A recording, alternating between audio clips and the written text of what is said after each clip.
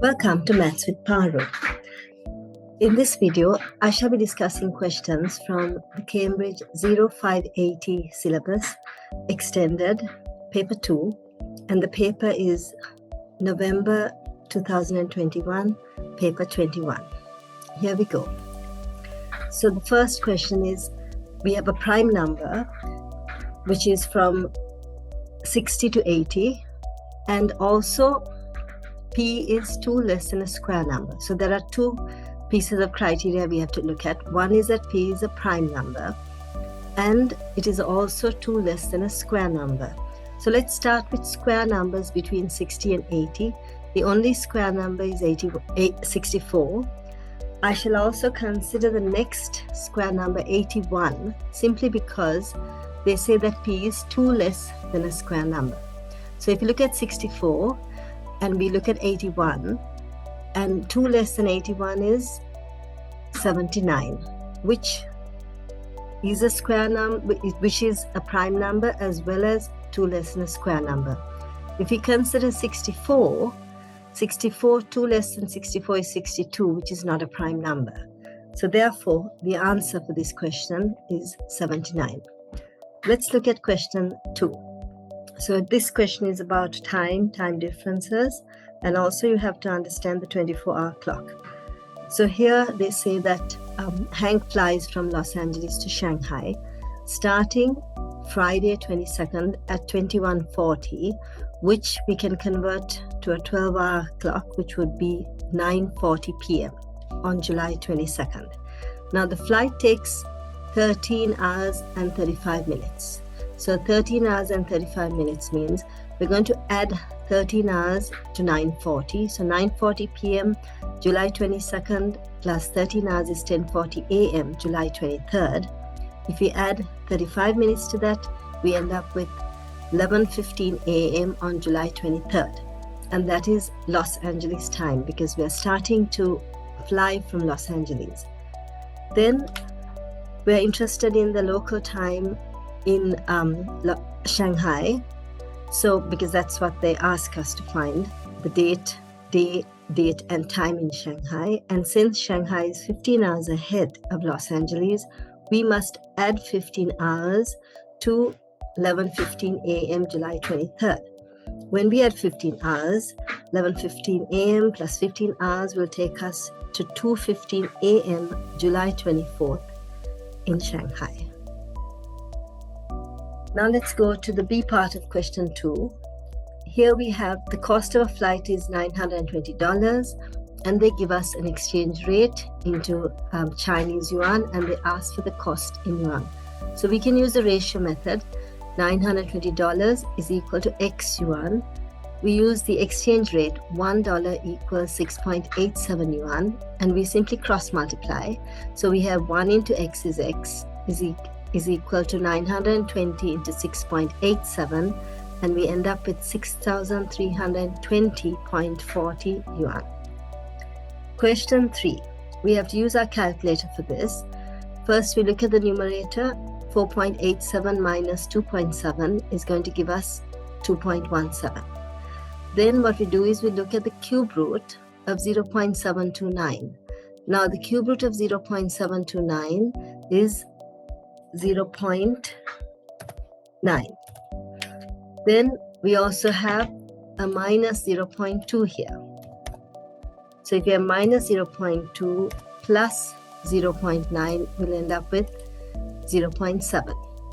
Then we have the numerator is 2.17, the denominator is 0.7. If we divide it, we get 3.1. Let's move on to question 4. Here they say the number of items that each of the 22 people buy, and this is a hint for us to know that the frequency n is equal to 22, and there's a stem and leaf diagram. The first question is mode. Now mode is the most frequently appearing number. If you look at all these numbers here, the number that appears most frequently is going to be 222. If you look at the key that we have, 222 is going to represent 22. And so our answer there is 22. The median. What is median? Median is the halfway point. We calculate the median as n plus 1 over 2 position. N is 22. 22 plus 1 over 2 is 23 over 2, which is 11.5. Looking at 11.5, fifth position means we look at the 11th position plus the 12th position, and we divide it by 2. Now the 11th position is we simply add the numbers. So we have 1, 2, 3, 4, 5, 6, 7, 8, 9, 10, 11. So this is our 11th position and this is our 12th position. Now if we look at our key that we have, this 11th position is 29 and the 12th position is 31. We add that and divide by 2 and we get 30.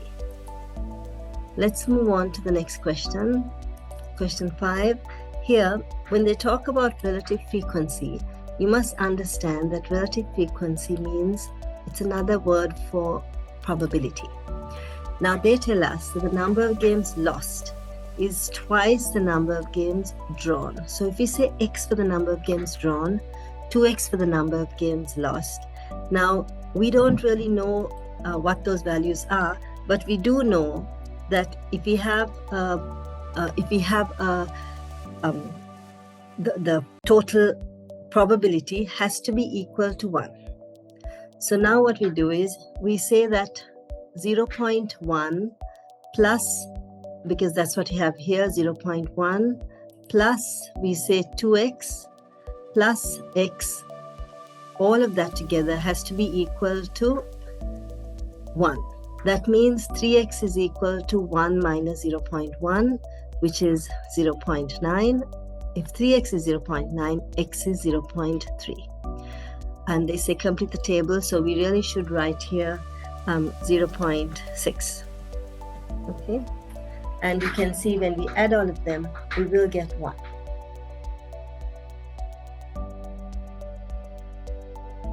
Right, let's move on to the next question.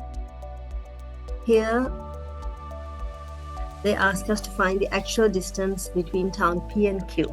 So you have to take a ruler and measurement. And here we have, when we measure P to Q, we get, we find that it is approximately 8 kilometers, 8 centimeters. So what we do here is that since they've given us a scale, 1 centimeter is 4 kilometers, then we say that the distance is 8 into 4, which is 32. So we find the actual measurement, multiply it by the scale, and we get 32 kilometers. Now the next question is they ask for the bearing of Q from P. So in that situation, what we do is we actually measure. You can take your protractor and measure, and the bearing is 65 degrees. All right.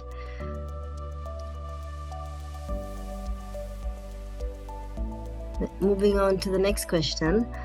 Without a calculator, work out these fractions. Now, the first thing we do is we convert 1 and 5 over 6 into an improper fraction. So 1 into 6 is 6 plus 5, 11 over 6. Then we add that to 2 over 5. The LCM is going to be 30.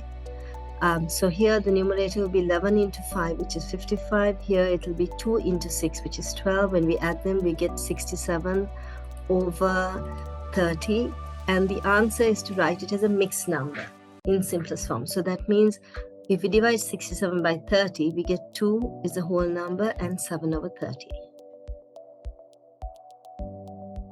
Right, let's look at question 8.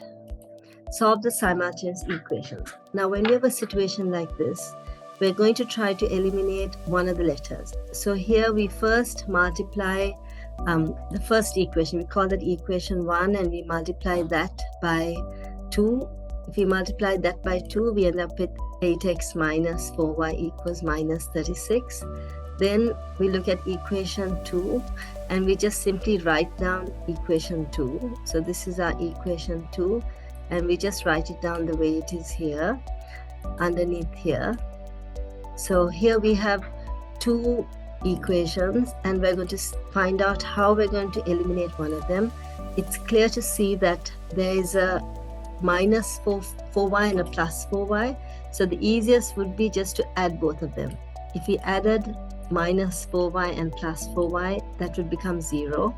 So when we add 8x minus 3x, we get 5x, and on the right hand side you get minus 15. If 5x equals minus 15, then x is equal to minus 15 divided by 5, which is minus 3. Now we're going to substitute x equals minus 3 into equation 1. So if we substitute it into equation 1, we end up with 4 into minus 3 minus 2y equals minus 13. That's minus 12 minus 2y equals minus 13. And so minus 12 plus 13 equals 2y. 1 is 2y. Y is equal to half. So we have x is minus 3 and y is half. Now remember that in an exam we always check the answer with the equation we haven't used. So if we check it in this equation for x and y, if x is minus 3, we get minus 3 into minus 3, and if y is half, we get plus 4 into half, and the answer is 11, which is the same as the right hand side. Therefore we have got the correct answer. Let's go to question 9. To find the value of x, we're going to use cosine, because cosine is adjacent over hypotenuse, and I've written so catois, the easy letters that we use to remember sine, cosine, and tan. So cosine of x is 7 over 12. X is equal to cosine inverse 7 over 12, and we get 54.3. Then that's question 9. Question 10, they say a regular polygon has interior angle 174. Find the number of sides. Now, if the interior angle is 174, the exterior angle will be 180 minus that. So 180 minus 174 equals 6. Now, to find the number of sides, we use the formula 360 divided by the exterior angle. So n is equal to 360 divided by 6, which is 60 sides. Let's move on to question 11. Here in question 11, we have a line, and we're asked to find the equation of a line perpendicular to that line and passing through 0, 6. Now, the equation of this line that they have given is minus 5x. Minus 5x is the x component, so the gradient is minus 5. So m is minus 5. If m is minus 5, anything that is perpendicular to it, we flip the fraction and we change the sign. So we end up with m is 1 over 5. Now from here, since it passes through 0, 6, it means that the y-intercept c is 6. So we have m equals 1/5, c is 6, and we simply substitute it into the equation for a line, which is y equals mx plus c. So we get y is equal to x over 5 plus 6. Moving on to question 12. Chai invests some money. By the end of the first year, the value of our investment has decreased by 35%. Now, we don't know what we start with, so they have not given us anything about the starting value, so we're going to call that P. So let's look at just the first year that we're considering here. All right. So if you look at the first year here, at the end of the first year, since it has decreased by 35%, we subtract 35 from 100, and we get 100 minus 35 is 65%, which is 0.65p. So at the end of the first year, you have 0.65p, assuming that p is the capital. So we're going to call p is the capital. Okay, that's what we invested in.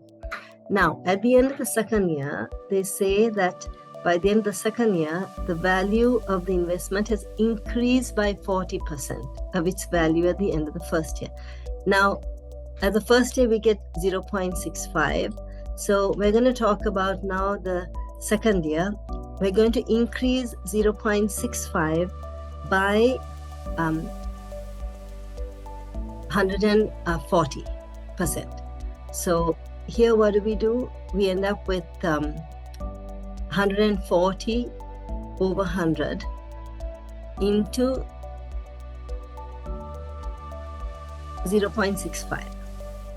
Now, when we do that, we end up with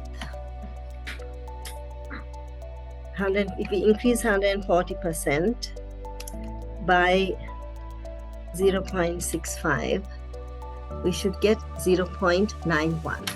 This value should actually be 0.65. Seems to be a typo here, so I'm just going to change that here, 0.65p. Okay, so we end up with 0.91p. So at the end of the second year, we have 0.91p. Now the question they're asking is, they're asking you what the overall change is. Now, how does one get the overall change? The overall change would be the starting minus the ending over the starting into 100. That's how we get the overall percentage change. It's a change over the original into 100. So the change here, since we end up with 0.91p, which is less than what we started with, we're going to say the change is going to be the original p minus 0.91p divided by the original, which is p into 100. When you do that, the p's will cancel off because you end up with p minus 0.91p is going to be I'll just write it down for you, 0.09p into 100 over p, and the p's will cancel off. And when they cancel off, we'll end up with simply 0.09 into 100, and that becomes 9. Then let's go to question 13. It's an inequality, and here you have 4 minus 3x, and we have a 5 here in the denominator. I'm going to cross multiply and make it 5 into 4 minus 3x, which will be 20 minus 15x, greater or equal to 6 minus x. We put all the x's on one side and the numbers on the other, so we have 20 minus 6 is greater or equal to 15x minus x. So 14 is greater or equal to 14x, and x is less than or equal to 1. So my answer for this is x less than or equal to 1. Moving on to question 14, it's an inverse proportion problem. So here they give us y is inversely proportional to the square root of x minus 2. Now I'm going to do this in 4 steps. There are 4 steps in which to solve this, and that's an easy way for you to remember. Step 1 is we write y is proportional because it's inverse, it's 1 over the square root of x minus 2. Then we replace the proportional sign with equals and k, so y is equal to k over the square root of x minus 2. Then we use the information given to substitute. So x is 4.25, y is 12. We get 12 is equal to k over 4.25 minus 2. When we cross multiply, because 4.25 minus 2 is 2.25, the square root of 2.25 is 1.5. So we have 12 into 1.5 is k, and k is 18. Then step 4 is a very important step because you write the equation after having found out what k is. And you have y is equal to 18 divided by x minus 2, square root of x minus 2. Now the question is find x when y equals 3. So we substitute for y equals 3. And we have 3 is equal to 18 over square root of x minus 2. Then if we cross multiply and take the square root of x minus 2 up, we get square root of x minus 2. If we divide 18 by 3, we get 6. Then we square both sides. So we have x minus 2 equals 6 squared, which is 36. Then we take a minus 2 to the right hand side, and we have x is 2 plus 36, which is 38. Moving on to question 15. Here it's a problem on mathematical similarity, and there are heights and they're talking about areas. Now remember that the ratio of areas in similar shapes is equal to the square of the ratio of the lengths. So we have been given that the ratios of all these 3 shapes are 1, 5, and 8. If that is so, if the heights are 1, 5, and 8, the areas are going to be 1 squared, 5 squared, and 8 squared, which is 1 is to 25 is to 64. Now, we have to find out the ratio of the shaded area. Now, if you look at the shaded area, it's going to be the entire area, which is 8 squared minus the little small 1. That is 64 minus 20 minus 1. If you look at the if you look at the shaded area, it's going to be 25, 5 squared minus 1, which is 25 minus 1, which is 24. The unshaded area is going to be the large area, right, minus whatever the in-between area is, plus we have 1. So if you look at the large area minus the second shape, that's 64 minus 25, and then we add that to 1, we end up with 40. So then we have the shaded area to the unshaded area is 24:40, and when we divide by 8, we get 3:5. Question 16, to find the nth term of the sequence. Now, when we look at this, we know that it's not a linear equation because there's no one value that we can add to 8 to get 15 and then add 15 to get 34. So first we look at the difference between both of them. It's 7, 19, 37. That's the first difference. Then we look at the second difference. It's 12, 18, 24. Now, if the second difference was the same, we'll call it a quadratic. But since it's not the same, it's not a quadratic. So we have to look at some other option. So I'm going to investigate whether cubic is going to work. Now, if I look at any cubic sequence, it's going to be 1 cubed, 2 cubed, 3 cubed, 4 cubed, and 5 cubed, right? So I'm going to write that over the letters, the numbers we have, 1, 8, 27, 64, and so on. Now, if I look at 64, this should actually be 127, 125. Now, if I'm going to look at the relationship between the cube numbers and what I have, if I add 7 to 1, I get 8. If I add 7 to 8, I get 15. If I add 7 to 27, I get 34. So we can see that the numbers given are actually the cube numbers plus 7. So we have got our formula. The nth term is n cubed plus 7. Now let's look at part B. If you look at the numerator of all, when we have fractions like this, we see if there's a possibility of having one sequence for the numerator and one sequence for the denominator. So when we look at that option, you can see the numbers on top go in order, 2, 3, 4, 5, 6, starting not with 1 but with 2. So if we just add a 1 to the first number, we're going to get what we want. So that's why my sequence on top becomes n plus 1. If you look at the numbers at the bottom, they're all powers of 4. We have 4, 4 squared, 4 cubed, 4 to the power 4. 1 can also be written as 4 to the power 0. So we have the first term is 4 to the power 0, which is 1 less than the first term. So we rewrite the denominator as 4 to the power n minus 1. Now, finding and figuring out these sequences do require some experience. So I will urge all you students to practice as many past papers as you can, so you could try to come up with this without spending too much time. Let's move on to question 17. This is quite a straightforward make x a subject. We cross multiply because when we have a fraction and we talk about changing the subject, we want to make sure nothing is in the denominator. So we multiply y by 1 minus x, and that's equal to 3x minus 2.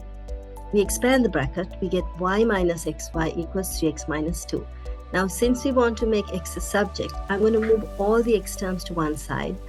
Since by moving minus xy to the right-hand side, I'll end up with a positive value. So I'll just leave it as 3x plus xy, and the left-hand side is y plus 2. On the right-hand side, I must factorize x. When I do that, I end up with y plus 3. Then, if I want to make x a subject, I just divide both sides by whatever bracket is multiplying x. So I have y plus 2 over y plus 3 equals x. And that is your answer. Moving on to question 18. Here they say that houses are built on this land. Each house requires 400 meters squared. Find the greatest number of houses that can be built. So what we do is we look at the area of the shape given, and we use the sine rule, that is half AB sine C. So we have half of 800 into 2300 into sine of the angle between, which is 30. When we calculate that, we end up with 460,000. Now remember that each house is 400 meters squared. So we're going to divide 460,000 by 400 and we get 1,150. So the greatest number of houses that can be built on this land is 1,150 houses.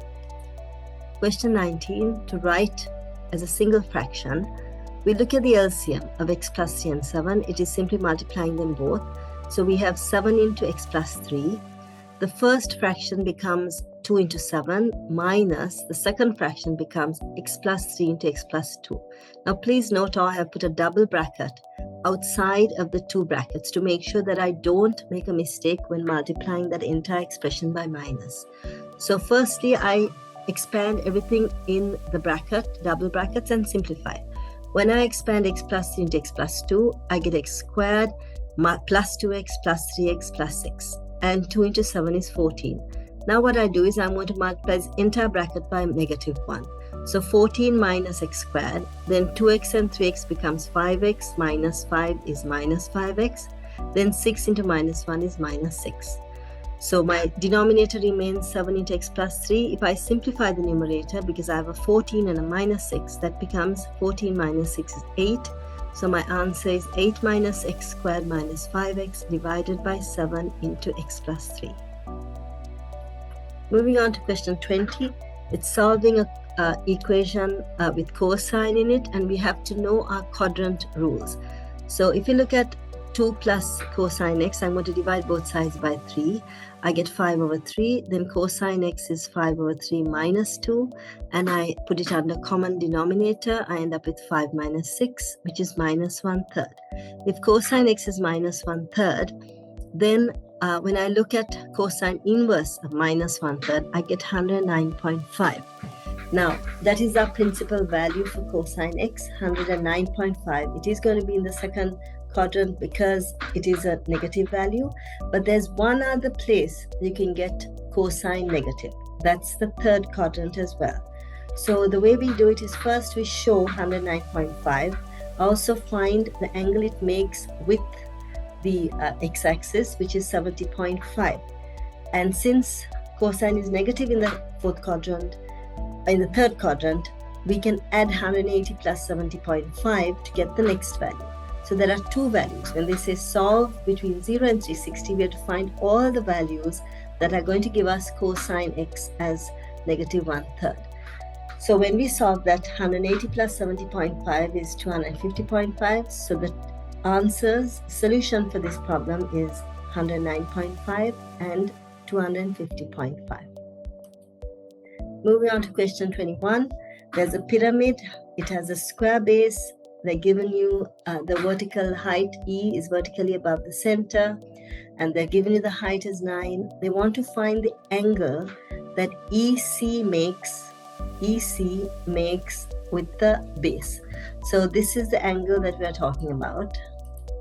EC makes with the base. Now, for that, we can use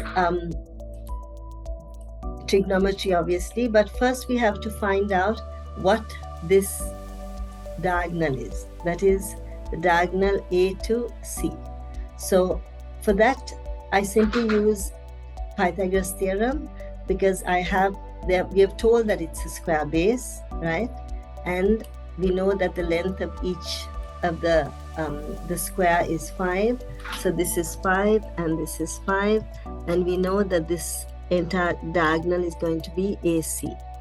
So in that case, AC, just using Pythagoras theorem, AC squared is going to be 5 squared plus 5 squared, and we end up with AC squared is equal to 50. So AC is going to be the square root of 50. Now if you look at OC, OC is simply half of AC, right? OC is half of AC. So in that case, we take OC as root of 50 divided by 2. So that's why I have OC is root of 50 divided by 2. I have the height is 9, and I have a right angle triangle here, and I want to find out this angle X. This is the angle that I want to find out, X. So it's very easy. All I have to do is I can use tan. Tan of X is equal to opposite over adjacent. 90 divided by root of 50 over 2. I get 18 over root of 50. And if I want to find X, X is going to be tan inverse of that, which is 68.6 degrees. And that is my final answer for that. Moving on to question 22. We have to simplify a fraction on top, x to the power something and x to the power something at the bottom. We use our rules of indices. If you have the same base and we're dividing, we subtract the powers. So if I subtract 2/3 minus 8/3, I'll end up with minus 2 over minus 2. So my answer is x to the power minus 2. Then part B is I have 16 and I have 64k. Now, when you have something like this, we can't write 64 as a power of 16. We can write as a multiple of 16, but not a power. But I know that 16 and 64 can both be written as powers of 4. So I convert 16 to 4 squared, and I convert 64 to 4 cubed. So I have on the right hand side 4 cubed to the power k. Using my indices rules, 4 to the power 3 to the power k becomes 4 to the power 3k. And we know that if the bases are the same, we equate the powers. So 2 is equal to 3k and k is equal to 2 over 3. Then part C would be, you have 3 to the power of 3x, and I have a 1 over 9 and I have a 3 on the side. So that means with my experience, I know that I can convert 9 to a power of 3 and everything is going to be a power of 3. So first I convert 1 over 9 as 1 over 3 squared. Remember that 3 squared, 1 over 3 squared can be written as 3 to the power minus 2. So I bring it here to 3 to the power minus 2. And don't forget that I'm still taking it to a power of 4 minus 3x. Now in indices, when you have a power raised to a power, you multiply the two powers. So minus 2 into 4 minus 3x is what we multiply. When we multiply that, we'll get minus 8 plus 6x. So I end up with minus 8 plus 6x, and I also have a 3x here. So my next step is, since we're multiplying both of them and the bases are the same, we simply add the powers. So we have 3x minus 8 plus 6x. Then when we get that on the right hand side, we just have a power of 1. So remember that if the bases are the same, we equate the powers. So we equate 3x plus 6x is 9x, 9x minus 8 is 1, 9x is 9, and we have our final answer as x is 1. So that's the end of this paper. I hope you understood. Please send me an email if you don't. Thank you for watching. Until my next video, goodbye for now.